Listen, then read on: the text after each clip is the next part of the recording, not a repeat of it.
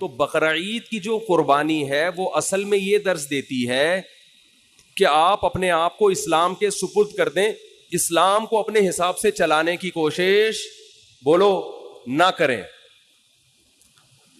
رسول اللہ صلی اللہ علیہ وسلم سے جب پوچھا گیا کہ قربانی کیا ہے تو آپ نے کیا فرمایا؟ سنت ابیکم ابراہیم, تمہارے باپ ابراہیم کی بولو سنت. کیا مطلب؟ اس حدیث میں بہت ساری باتیں چھپی ہوئی ہیں, بہت ساری علم و حکمت کی باتیں. دیکھو دنیا میں اس سے بڑا کوئی ظلم نہیں ہو سکتا کہ ایک انسانی جان کو قتل کیا جائے. ہو سکتا ہے؟ بولنا پڑے گا آپ لوگوں کو, ہے بھائی. کسی انسانی بلکہ کسی بے گناہ جان کو قتل کیا جائے, چاہے وہ جانور ہی ہو, انسان تو دور کی بات. بلا وجہ کسی جانور کو قتل کرنا بھی, بھائی پھر ویڈیو بنا رہے ہیں, ہلو بھائی ویڈیو نہیں بنائے. بلا وجہ کسی انسانی جان کو قتل کرنا ساری دنیا میں غلط سمجھا جاتا ہے, اور اسلام میں بھی کیا یہ عمل حرام ہے. کسی بھی جان کو, وہ جان اگر انسان کی ہو تو یہ جرم اور زیادہ بولو بڑھ جاتا ہے. نمبر 3, وہ جان اگر مسلمان کی ہو, کلمہ گو کی ہو, تو یہ جرم اور بھی زیادہ, بولتے کیوں نہیں یار, بڑھ جاتا. مسلمان کا قتل کرنا اور بڑا جرم ہے. وہ جان اگر کسی رشتہ دار کی ہو تو اس کا جرم اور زیادہ بڑھ جاتا ہے. رشتہ دار کو قتل کرنا کسی غیر کو قتل کرنے سے زیادہ بڑا جرم ہے. رشتہ داروں میں سب سے مضبوط رشتہ اولاد کا ہوتا ہے. اس کی دلیل یہ ہے کہ آپ کے مرتے ہی سب سے زیادہ وراثت کس کو ملتی ہے؟ اولاد کو. اس لیے اسلام نے سب سے گہرا رشتہ کس کا مانا ہے؟ اولاد کا. تو اولاد کو قتل کرنا قتل کی نوعیت میں اور بھی بڑا جرم. کیا خیال ہے بھائی؟ تو باپ کو حکم دیا جا رہا. اچھا چھٹی بات, اولاد بھی ایسی جو بے قصور ہو. بعض دفعہ اولاد نے کچھ ایسے کام کیے ہوتے ہیں, آدمی غصے میں آ کے مار دیتا ہے اس کو, وہ بھی غلط کرتا ہے, قتل تو پھر بھی جائز نہیں ہے. لیکن اولاد اگر کیا ہو, معصوم اور نیک, کوئی قصور نہیں ہے اس کا, اس کو قتل کرنا اور بھی بڑا جرم. پھر وہ اولاد اگر نابالغ ہو تو شریعت میں نابالغوں کے حقوق بالغوں سے زیادہ ہیں. آج تو ان حقوق پر عمل نہیں ہوتا. یہ خوب مسئلہ سمجھ لیں, نابالغ بچے کا مال اس کی پرمیشن سے بھی آپ استعمال نہیں کر سکتے. نابالغ بچہ صدقہ کرے گا تو شریعت میں وہ کالعدم ہے, کیونکہ اس کو یہ حق نہیں ہے کہ اپنا مال کسی کو دے دے. وہ ابھی نہ سمجھے, شریعت نے اس کے تصرفات اور اس کے اس قسم کے افعال کو کالعدم قرار دیا ہے. نابالغ بچہ آپ کو اپنا پلاٹ گفٹ کر دے, شریعت اس کو کالعدم مانتی ہے. کوئی وصیت کر دے, کالعدم. سمجھتے ہو؟ کیونکہ اس کے مال کی حفاظت اور اس. اچھا نابالغ بچے سے آپ کوئی کام بھی نہیں لے سکتے. یہ بہت اہم پوائنٹ کی بات ہے. لوگ خدمت لے رہے ہوتے ہیں نا, وہ بچہ کوئی جا بیٹا یہ لے کر آ, جا بیٹا پانی لے کر آ, جا بیٹا یہ لے کر آ. تو علماء نے یہ مسئلہ بیان کیا ہے کہ نابالغ بچے سے آپ کوئی کسی قسم کی خدمت نہیں لے سکتے. والدین خدمت لے سکتے ہیں, اسی طرح استاذ والدین کی پرمیشن سے اتنی خدمت لے سکتا ہے جس کا تعلق تربیت سے ہو. بہت مشکل ہے بات سمجھانا, بہت مشکل. مثال کے طور پر آپ نے پڑھنے کے لیے اپنا بچہ کسی ٹیچر کے حوالے کیا. اب ٹیچر کا ادب بھی آپ چاہتے ہیں اپنے بچے کو سکھانا, تو ماں باپ نے بچے سے یہ کہا اور ٹیچر سے بھی یہ کہا کہ اس سے خدمت لیتے رہا کریں. کبھی کبھار پانی منگوا لیا, یہ کام کروا لیا, دکان سے جو ہے وہ کوئی چیز منگوا دی, تاکہ اس میں استاذوں کی خدمت کا جذبہ برقرار رہے. تو ٹیچر اس نیت سے اس سے خدمت لے سکتا ہے تاکہ اس میں خدمت کا جذبہ برقرار رہے, اور یہ بھی جب لے سکتا ہے جب بچے کے والدین کی طرف سے ٹیچر کو اس کی پرمیشن بھی ہو, کیونکہ اصل متولی ماں باپ ہیں, استاذ نہیں ہے. بہت مشکل ہے یار, کیسے سمجھائیں. تو لیکن آج کیا ہو رہا ہے, بعض اداروں میں بچوں سے محنت مشقت والے کام لیے جاتے ہیں, تو وہ جائز نہیں ہے, ان سے خوب سمجھ لیں. اسی طرح ہنر سکھانے کے لیے بھی بچے سے خدمت لی جا سکتی ہے والدین کی پرمیشن سے. ماں باپ اپنے بچے کو میکینک بنانا چاہتے ہیں, تو شو روم میں لے جا کے وہ جو ورک شاپ میں بٹھا دیا, تو وہاں جو بھی استاذ ہے اس سے کہا کہ بھائی اس سے پلک پانا وغیرہ کھلواؤ تاکہ اس کو یہ کام آئے. تو ہنر سکھانے کی نیت سے بھی ٹیچر, استاذ, وہ نابالغ بچے سے خدمت لے سکتا ہے. کس کی پرمیشن سے؟ ماں باپ کی. مگر اس میں بھی یہ ہے کہ یعنی زیادہ محنت مشقت والے کام اس صورت میں بھی جائز نہیں ہے جس سے وہ تنگ آنا شروع ہو جائے. سمجھتے ہو؟ یہاں ایک مدرسہ ہے, مجھے نہیں یاد پڑتا کہ میں کبھی کسی بچے سے میں نے پانی بھی منگوایا ہو, مجھے نہیں یاد پڑتا. تو یہ اصول ہے, خوب سمجھ لیں. تو اس سے پتہ چلتا ہے کہ نابالغ کے حقوق اسلام میں بالغوں سے زیادہ ہیں. ٹھیک ہے, تو اس کا قتل کرنا تو اور بڑا جرم ہوگا نا. تو ابراہیم علیہ السلام کو اللہ تعالی حکم دے رہے ہیں کہ آپ قتل کریں ایک جان کا, اور وہ جان بھی انسانی جان, اور انسانی جان بھی معصوم بے گناہ, اور معصوم بھی آپ کا رشتہ دار, اور رشتہ دار بھی وہ جو سب سے قریبی, اور نابالغ بھی جس کے حقوق بالغوں سے زیادہ ہیں. اور مزید ایک بات یہ کہ وہ بچہ جو آپ کو آپ کی قربانیوں کے صلے میں بطور گفٹ ملا تھا. نہیں آ رہی بات؟ ابراہیم علیہ السلام نے جب اللہ کے لیے قربانیاں دی ہیں نا, تو اس کے گفٹ میں اللہ نے کیا دیے؟ اسماعیل. تو یہ تو اور زیادہ عجیب, یہ تو یعنی illogical بات بھی ہو گئی کہ معاذ اللہ نقل کفر ایک بہت بڑا جرم بھی کروایا جا رہا ہے, قتل انسانی کا, اور illogical کام بھی کروایا جا رہا ہے, اس لیے کہ جو چیز بطور گفٹ کے دی جاتی ہے وہ کبھی واپس نہیں لی جاتی. وہ طبعی عمر کو پہنچنے کے بعد انتقال کر جائے تو وہ تو سب نہیں مرنا ہے. ابراہیم علیہ السلام کہہ سکتے تھے اللہ تو نے تو میری قربانیوں کے صلے میں مجھے یہ بیٹا دیا تھا, تو دیا کیوں تھا جب تو نے اس عمر میں لینا تھا اور میرے ہی ہاتھوں ذبح کروانا تھا اس کو؟ کوئی لاجک سمجھ میں آتی ہے؟ آپ لوگ کی سمجھ میں آ رہی ہے میرا خیال ہے, تو بول لو نہیں آتی سمجھ میں. کوئی آتی ہے سمجھ میں لاجک اس کی؟ بالکل illogical کام, بالکل illogical کام.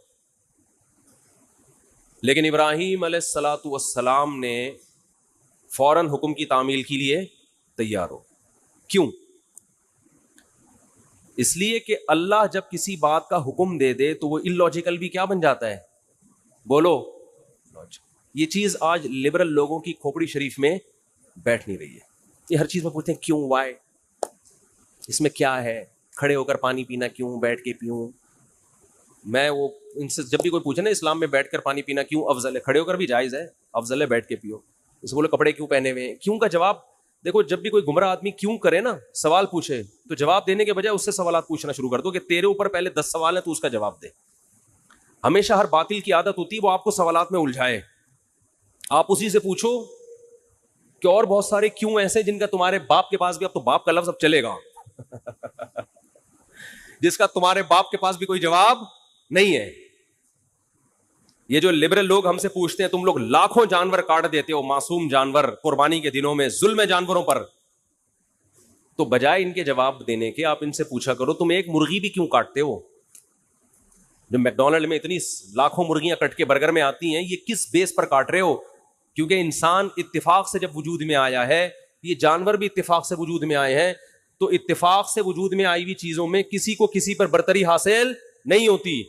جتنا حق زندہ رہنے کا اس دنیا میں انسان کا ہے, اتنا ہی حق مرغیوں کا بھی ہے. آپ کہہ سکتے ہو کہ جانور بھی تو ایک دوسرے کو کھاتے ہیں, تو وہ تو جانور ہے نا, وہ تو گدھے ہیں. ان کو تو سینس نہیں ہے, آپ کو تو کھوپڑی دی اللہ نے. اللہ کو نہیں مانتے, چلو فطرت نے دی آپ کو کھوپڑی, اور آپ کے پاس کھانے کی دنیا میں اور کم چیزیں. دال کھاؤ, ماش کی دال میں اتنا پروٹین ہے, گوشت کی ضرورت کافی حد تک پوری کر دیتی ہے ماش کی دال. ہندو کھاتے ہیں نا دالیں, کھا کھا کے تو 99 سال زندہ رہتے ہیں. تو کوئی زندہ رہنے کے لیے گوشت کھانا ضروری نہیں ہے. اسلام نے جو ہمیں گوشت کھانے کا حکم دیا وہ تو اور بہت سارے, اس میں تو ابھینندن کی وجہ سے قائم ہے. یہ اس میں تو یہ کہا بھائی وہ آئے گا تو تم گوشت کھاؤ گے تو اوپر جا کے اس کو چائے پلا کے رخصت کرو گے. دالوں پہ یہ کام, جو دال پہ سیٹ ہو گیا, جو سبزی پہ سیٹ ہو گیا, وہ یہ کام 10-20 سال امریکہ نے افغانستان میں گھاس کھائی کہ نہیں کھائی؟ 20 سال امریکہ نے افغانستان میں کیا کھایا ہے؟ گھاس کھائی ہے. آگے سے افغان لڑے ہیں, تو اگر افغان سبزی خور ہوتے 20 سال لڑتے. کیا ہو گیا بھائی؟ 20 سال یہ دمبے کھا کے لڑے ہیں میرے بھائی. یہ سبزیوں پہ لڑائیاں نہیں ہوتی. تو گوشت کے تو سائڈ افیکٹ ہیں کہ اس سے لڑتا ہے آدمی. تو لبرل لوگوں کو تو گوشت کی پیس, وہ کیا ہے, لو پیس چاہتے ہیں نا دنیا میں, اور بھی 2-4 اس طرح کے الفاظ ہیں, پیس, لو, اور کیا ہے, خیر وہ سوچتے رہے بعد میں بیٹھ کے. تو یہ تو پیس فل دنیا چاہتے ہیں, اس میں تو گوشت ہونا ہی نہیں چاہیے. آپ کو تو چاہیے کہ آپ ہندوؤں کی طرح گائے, وہ تو ہندو صرف گائے کی خدمت کرتا ہے, آپ کو چاہیے آپ بھینس کی بھی کریں, بکری کی بھی کریں. تو ہم تو لاکھوں جانور کاٹتے ہیں, ہم پر اعتراض نہیں ہوتا, کیونکہ ہم کس کے حکم پہ کاٹتے ہیں؟ وہ تو اگر اولاد کو کاٹنے کا حکم دیتا اس کو کاٹ دیتے بھائی, جیسے ابراہیم علیہ السلام نے کہا کاٹ دو بس. جب illogical کام اللہ نے کہہ دیا تو وہ illogical رہا نہیں ہے, وہ لاجیکل, سراپا لاجک سے بھرا ہوا کام ہے. وہ خدا ہے بھائی, ہم تو خدا کے غلام ہیں, ہمیں پیدا. اگر اللہ ابراہیم علیہ السلام کو حکم دیتا اسماعیل کو کاٹو, وہ نہیں کاٹتے. اللہ ویسے بھی تو اٹھا سکتا تھا نا. کتنوں کے بچے 7-8 سال کی عمر میں ٹرک کے نیچے آگے ہلاک ہو جاتے ہیں, وباؤں سے مر جاتے ہیں. تو وہ تو اللہ کو ویسے بھی حق حاصل ہے کہ, تبھی تو اللہ قرآن میں کہتے ہیں کہ تم اللہ کی راہ میں صدقہ خیرات کرو. انسان کہتے ہیں اللہ میں خیرات کروں گا میں تو غریب ہو جاؤں گا. تو قرآن بار بار کیا کہتا ہے؟ یبسط الرزق لمن یشاء ویقدر, جس کے لیے میں چاہتا ہوں رزق کے دروازے کھول دیتا ہوں, جس کے لیے میں چاہتا ہوں تنگ کر دیتا ہوں. تو یہ تو میرے ہاتھ میں ہے, میں تمہیں ویسے بھی غریب کر سکتا ہوں, صدقہ دو. اگر اس سے غریب ہو بھی گئے ثواب تو ملے گا نا, اول تو ہوگے نہیں, اللہ دے گا مال تمہیں. تو ہمارے پاس تو دلیل ہے ہمارے رب کی طرف سے, اس نے ہمیں حکم دیا بقرعید کے 3 دنوں میں اپنے حبیب سے کہلوا دیا صلی اللہ علیہ وسلم, اللہ کو جانور کا خون بہانے سے زیادہ کوئی عمل محبوب, بولو نا بھائی, نہیں ہے. تو ہمارے پاس تو دلیل ہے کہ ابراہیم کو اللہ نے حکم دیا اپنے بیٹے کو ذبح کرو. اولاد کا ذبح کرنا illogical کام, کسی انسان کو کاٹنا illogical, لیکن اللہ کے کہنے سے کیا بن گیا؟ لاجک سے بھرا ہوا. اب اس پہ اعتراض کرنا illogical ہے. تو وہ خدا اگر ہمیں دمبے کاٹنے کا حکم دے اور اس میں انسانوں کا فائدہ بھی ہو, خود ان جانوروں کا بھی فائدہ ہے, خود ان جانوروں کا. اگر یہ جانور نہ کٹیں تو یہ تو بڑھاپے میں ان کو کون پوچھے گا؟ آپ انڈیا میں گایوں کی حالت دیکھو, بوڑھی گایوں کی, جن کو ماں جب بنایا ہے تو ماں جیسا بڑھاپے میں سلوک تو کرو ان کے ساتھ. کوئی پوچھنے والا نہیں ہوتا ان جانوروں کا. ان جانوروں کا جوانی میں کٹ جانا ان کے لیے بھی فائدہ مند اور انسانوں کے لیے بھی فائدہ مند ہے. اور اللہ کہتے ہیں سخرھا لکم, ان جانوروں کو اللہ نے کس کے لیے بنایا؟ ہمارے لیے. تو جو مذہب کو نہیں مانتے ان سے سوال ہے کہ تو ایک مرغی بھی کس بیس پہ کاٹتا ہے اے بھائی, تم شکار کس بیس پہ کرتے ہو؟ یہ جانوروں کو بھی زندہ رہنے کا اتنا حق ہے جتنا انسانوں کو ہے. تو ان سے سوال کیا کریں ان کے بجائے ان کا جواب دینے کے. تو ہم جو جانور ذبح کرتے ہیں, کیوں؟ کوئی ہم سے پوچھے کیوں, وجہ کیا ہے بھائی؟ کس نے حکم دیا؟ اللہ نے. ایک بات خوب سمجھو. دوسری بات دیکھو, آج میں نے دیکھا ہے جو وہ چیزیں ہمیں نظر آ رہی ہیں جو بچپن میں ہم جن کا تصور نہیں کرتے تھے, جو بہت غلط ہو رہا ہے کام. بقرعید کے جو ایام ہیں ان میں روزہ رکھنا کیوں حرام ہے؟ اس لیے کہ یہ گوشت اللہ کی طرف سے ضیافت ہے اپنے بندوں کے لیے. اس کا مطلب بقرعید میں ہمیں یہ گوشت کھانا چاہیے. یہ تکبر ہے گوشت سے اجتناب کرنا بقرعید کے ایام میں. میں حیران ہوتا ہوں, بقرعید کے دن دعوت کر رہے ہوتے ہیں لوگ, چکن کھلا رہے ہوتے ہیں, چکن بریانی پکائی ہوئی ہے. بھائی یہ تو بہت برا عمل ہے, مسلمانوں کا شعار ہے یہ قربانی کا گوشت. کس بیس پر آپ چکن پکا رہے ہو؟ کوئی پرہیز ہو کسی کو تو ایک الگ بات ہے, کہہ رہے جی مہمان زیادہ آ گئے تو چکن کھلا رہے ہیں ان کو. ہمارے نبی کھانے پینے کے شوقین نہیں تھے, بہت قناعت, جو کی روٹی, کھجور, وہ بھی 40 دن گھر میں چولہا نہیں جلتا. لیکن بقرعید کے دن آپ صلی اللہ علیہ وسلم قربانی کے گوشت کھانے کا اتنا اہتمام کرتے کہ بقرعید کے دن پہلا نوالا جو آپ کے حلق مبارک میں اترتا وہ قربانی کے گوشت کا, کہ اللہ کی طرف سے ضیافت ہے تو ہم گوشت کا انتظار کریں گے. ہمارے ہاں لوگ گوشت کو گوشت کے طور پہ دیکھ رہے ہیں, اللہ کی ضیافت کے طور پہ نہیں دیکھ رہے, اس کو گوشت لے رہیں گے. ایک صاحب ہیں ڈیفنس میں, انہوں نے قربانی کی ساری قربانی صدقہ کر دیتے ہیں, اپنے گھر میں کرتے ہی نہیں قربانی. میں نے کہا کیوں؟ کہہ رہے یار ہم تو پورے سال گوشت کھاتے ہیں تو اس لیے میں گھر میں قربانی نہیں کرتا, سارا ادھر ادھر, بس گھر میں ہمارا دکان سے ہی آ رہا ہے. یہ بہت بری حرکت ہے. بھائی آپ کو اللہ اس لیے تھوڑی قربانی کروا رہا ہے کہ پورے سال آپ جو بیچارے دال کھاتے ہیں تو وہ گوشت کھا لیں، اس لیے تھوڑی کروا رہے ہیں اللہ قربانی. جب کوئی عزت دار آدمی آپ کو دعوت دے اور کہے کہ ہماری دعوت میں آئیں، آپ پوچھیں کیا پکاؤ گے، وہ کہے میں قورمہ بریانی، اور آپ دعوت سے شارٹ ہو جائے. اگلے دن وہ فون کر کے پوچھ رہا ہے آپ میری دعوت میں کیوں نہیں؟ آپ کہتے ہیں یار ہم تو صبح شام پیزا برگر کھانے والے لوگ ہیں، بروس کھاتے ہیں، یہ قورمے بریانی تو یہ ہمارے لیے کوئی اتنی ویلیو نہیں رکھتی، یہ تو ہم اپنے غریبوں کو کھلاتے ہیں. اس کو غصہ آئے گا کہ نہیں آئے گا؟ کیا ہو گیا بھائی؟ او بھائی ابھی اس کے قورمے کو نہیں دیکھا جائے گا، اس کی نسبت دوست کی طرف کی جائے گی کہ میرا بچپن کا دوست ہے، اس نے وہ بے شک دال چاول کھلائے، آپ جائیں گے نوالے بھر بھر کے شوق سے کھائیں گے، تعریفیں بھی کریں گے. آپ کی ماں نے بھنڈی پکائی ہو ہے بھائی، مسور کی بھنڈی تو بہت اعلیٰ غذا ہے، مسور کی دال جو اللہ دشمنوں کو بددعا، جب کیونکہ بہت خشک ہوتی ہے ٹھیک مسور کی دال بہت خشک ہوتی ہے، مسور کی دال پکائی آپ کی والدہ نے، لیکن دال چاول مسور کی دال بہت اچھی ہوتی ہے. میں یہ وضاحتی بیان اس لیے کرنا پڑتا ہے کہ پھر لوگ دال چاول دعوت کرتے ہیں نا تو کچھ اور چیز لے آتے ہیں سامنے. تو آپ کی والدہ نے محبت سے مسور کی دال پکائی تو آپ محبت کے اظہار میں لقمے بھر بھر کے کھاؤ گے کہ نہیں کھاؤ گے؟ تو یہ تکبر ہے کہ ڈیفینس میں رہنے والا آدمی کہہ رہا ہے یار ہم تو پورے سال گوشت کھاتے ہیں، ہمیں کیا ضرورت ہے؟ او بھائی شوق سے کھاؤ، تواضع کے ساتھ کھاؤ، یار ہم تو اللہ کے رزق کے محتاج ہیں، اللہ تیرا فضل ہے کہ تو ہمیں کھلا رہا ہے. حقیقت ہے اللہ نہ کھلائے تو ہم تو بھوکے مر جائیں. تو اس میں شوق سے نبی صلی اللہ علیہ وسلم نے، روایت میں آتا ہے 100 اونٹ نہر کیے، 60 اپنے ہاتھوں سے، باقی حضرت علی سے. ہر گوشت ہر جانور میں سے تھوڑا سا آپ نے نوالا لیا ہے اس میں سے. تو اس لیے اس میں تکبر بھی ٹھیک نہیں ہے کہ ہمیں کیا ضرورت ہے، ساری قربانیاں ادھر کر دی، بھائی کچھ نہ کچھ گوشت رکھو. اور کنجوسی بھی ٹھیک نہیں ہے. بعض لوگ اللہ کی ضیافت کو جو قبول کرتے ہیں تو اگلے سال بقرعید تک وہ ضیافت ہی چلتی رہتی ہے ان کی. محرم کے حلیم کس سے پکڑے ہیں؟ ہے بھائی، اتنی بھی کنجوسی ٹھیک نہیں. وہ ایک چٹکلا ہے نا اس پہ، ایک آدمی کو خواب آیا، بقرعید کے 6 مہینے بعد خواب آیا کہ اس کا بکرا جنت میں ٹہل رہا ہے، ایک ٹانگ نہیں ہے، ایک ران نہیں ہے. اس نے پوچھا فرشتوں سے یہ کون ہے بھائی؟ اس نے کہا یہ تمہارا بکرا جو تم نے ذبح کیا تھا جنت میں. اس کا ٹانگ کہا، کہہ رہا وہ ابھی تک فریزر میں پڑی ہوئی ہے وہ ابھی تک تمہارے، وہ جب پہنچے گی تو لگا دیں گے یہاں پہ. سمجھ رہے ہیں؟ تو اتنی کنجوسی بھی ٹھیک نہیں ہے، کھاؤ بھی اور کھلاؤ بھی، رج کے کھاؤ تو رج کے کھلاؤ، لیکن رج کے کھانے میں اتنا ضرور ہے کہ گوشت اسی کو سوٹ کرتا ہے جو اس کو یوٹیلائز بھی کرے. تھوڑا سا ورزش ہو، محنت ہو تو پھر تو گوشت کھائے انسان. زیادہ محنت کا کام نہیں ہے تو پھر اللہ کی ضیافت اتنی قبول کریں جتنی افورڈ کر سکتے ہیں. میرے بیان سن سن کے چربیاں کھا کھا کے پتہ چلا آغا خان میں پڑے ہوئے ہیں، لیکن کھائیں ضرور.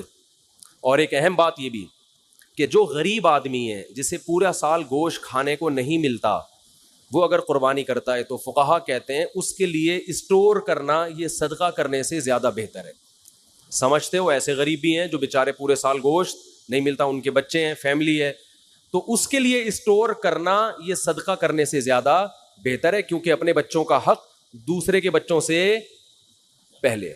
تو بعض غریب بھی سخاوت دکھاتے ہیں، ان کے بچے بلک رہے ہوتے ہیں، ابا اتنے عرصے کے بعد بکرا دیکھنے کو ملا ہے، اتنا گوشت دیکھنے کو ملا ہے، امیدیں تھی کباب کوفتے بنا بنا کے پھوڑتے، ابا نے سخاوت میں آ کر سارا خالو کو دے دیا، ماموں کو دے دیا. تو فقہا نے مسئلہ بیان کیا ہے کہ بھائی اگر کوئی آدمی غریب ہے، اس کے خاندان بڑا ہے، تو پورا گوشت اسٹور کر لے. بچوں کا حق پہلے، بچوں کو پہلے فوکس کر، بیوی بچوں کو اپنے. سمجھتے ہو کہ نہیں سمجھتے تو وہ پھر اس پہ آپ طنز نہ کریں کہ 6 مہینے بعد حلیم کیوں پکڑا ہے. بھائی اس کا مسئلہ ہے، وہ اللہ نے اس کو، تو بچوں کو پہلے کھلائے باقی بعد میں. تو یہ جو قربانی کے 3 حصے کیے جاتے ہیں یہ فرض واجب نہیں ہے، یہ مالدار کے لیے ایک مستحب حکم ہے کہ آپ مالدار ہیں تو آپ تو پورے سال کھاتے رہتے ہیں، ایک حصہ آپ کھا لیں، آپ اللہ کی طرف سے ضیافت ہے، ایک حصہ رشتہ داروں میں بانٹ دیں. اگر رشتہ دار مالدار ہیں تو پھر ان کو بھی بانٹنے کی ضرورت نہیں ہے. 1/3 آپ کیا کر دیں غریبوں کے لیے. قرآن کہہ رہا ہے فَكُلُوا مِنْهَا وَأَطْعِمُوا الْقَانِعَ وَالْمُعْتَرَّ، قناعت والے کو بھی اور جو دیکھنے سے مسکین لگ رہا ہو، یعنی اتنا مسکین ہو کہ اس کی غربت کے آثار اس کے چہرے پہ ظاہر ہو جائیں، صحت سے پتہ چل رہا ہے کہ بیچارے کو گوشت کھانے کو نہیں ملا، تو غریبوں کو بھی کھلاؤ، خود بھی کھاؤ. تو جو غریب ہے وہ سارا کھا لے، جو مالدار ہے وہ 1/3 صدقہ کر دے.